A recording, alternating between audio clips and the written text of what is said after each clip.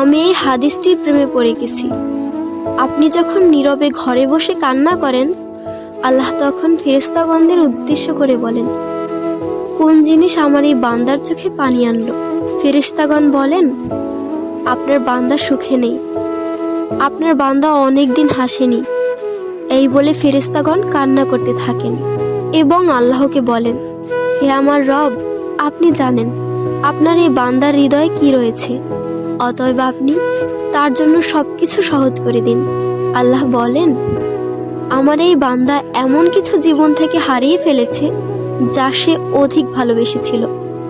অতএব আল্লাহ বলেন, আমি শপথ করছি, আমার বান্দা তার জীবন থেকে যা হারিয়েছে এর চেয়ে উত্তম জিনিস তাকে এনে দেব, যা দেখে দুনিয়া ও আখিরাতের সবাই বিস্মিত হবে।